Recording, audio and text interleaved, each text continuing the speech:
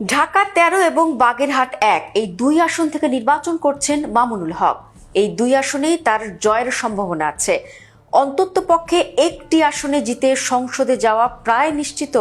বাংলাদেশ খেলাফত মজলিসের আমির ও হেফাজতে ইসলাম বাংলাদেশের যুগ্ম মহাসচিব মামুনুল হক। তার দল খেলাফত মজলিস জোট করেছে জামায়াত, এনসিপি সহ ১১টি দলের সাথে। জোটের সমঝোতায় ঢাকার মোহাম্মদপুর ও আদাবর থানা এবং শেরেবাংলা নগরের একাংশ নিয়ে গঠিত ঢাকা ১৩ আসন থেকে নির্বাচন করছেন তিনি। এই আসনে জামায়াত প্রার্থী করেছিল কেন্দ্রীয় নেতা মোবারক হোসাইনকে।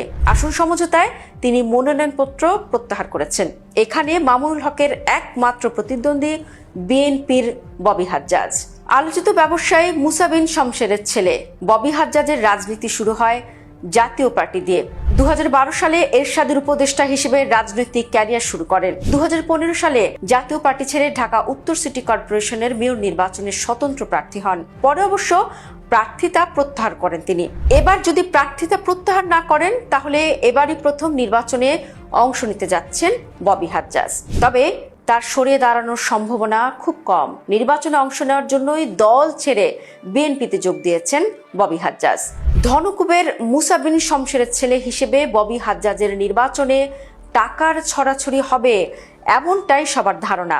টাকার জোয়ারে ভেসে যেতে পারেন ১১ দলীয় জোটের প্রার্থী মামুনুল হকও। সেক্ষেত্রে তার ঠিকানা হবে উপকূলীয় জেলা বাগেরহাটে। বাগেরহাট ১ আসনেও নির্বাচন করছেন তিনি। তবে এই আসনে জামায়াতের শক্ত অবস্থান আছে।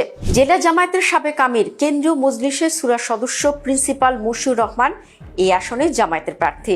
তার মতো সিনিয়র নেতা নির্বাচন থেকে সরে যাওয়ার সম্ভাবনা খুবই কম। তবে জোটের সমীকরণে তিনি যদি সরে যান এবং জামায়াত যদি মামুনুল হকের জন্য কাজ করে তাহলে ভালো অবস্থানে থাকবেন তিনি।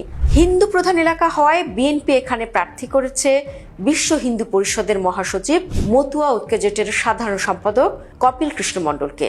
তাকে মনোনয়ন দেওয়ায় ক্ষুব্ধ স্থানীয় বিএনপি, কারণ কপিল কৃষ্ণ বিগত আওয়ামী লীগের সাথে জড়িত ছিলেন এমন অভিযোগ আছে। কাজেই দলের সবাই তার পক্ষে কাজ নাও করতে পারে। এ কারণেই আসনটিতে জামায়াতের জয়ের সম্ভাবনা অনেক বেশি। এমন একটি পয়মন্ত আসন মামুনুল হককে ছেড়ে দেওয়ার কথা নয়। সেক্ষেত্রে শেষ ভরসা ঢাকায় নিজের এলাকা। মোহাম্মদপুর মামুনুল হকের বাসস্থান ও কর্মস্থল। তার পিতা ও দীক্ষা গুরু শাইখুল হাদিস আল্লামা আজিজুল হক প্রতিষ্ঠিত জামিয়া রাহমানিয়া আরাবিয়া এই অঞ্চলের সবচেয়ে বড় মাদ্রাসা। এখানেই গত ২৫ বছর ধরে কর্মরত আছেন মামুনুল হক। এটি ছাড়াও তার অনুসারীরা পুরো মোহাম্মদপুর জুড়ে জালের মতো মাদ্রাসা প্রতিষ্ঠা করেছেন। ছোট বড় এসব মাদ্রাসার শিক্ষক, ছাত্র এবং তাদের পরিবার মিলিয়ে কয়েক হাজার মানুষের একটা ভোট ব্যাংক গড়ে তুলেছেন তিনি।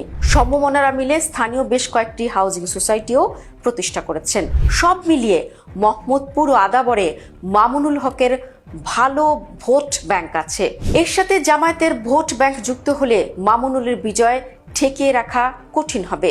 বিগত আওয়ামী লীগ সরকারের সময় অসংখ্য মামলা ও নির্যাতনের শিকার হয়েছেন মামুনুল হক। জেলও খাটতে হয়েছে। মেধাবী ছাত্র ও শিক্ষক হওয়ায় মুসলিম আলিম সমাজে তার জনপ্রিয়তা আছে। জুলাই আন্দোলনে তার সংগঠন খেলাফত মজলিস ও ছাত্র মজলিসের গুরুত্বপূর্ণ ভূমিকাও আছে।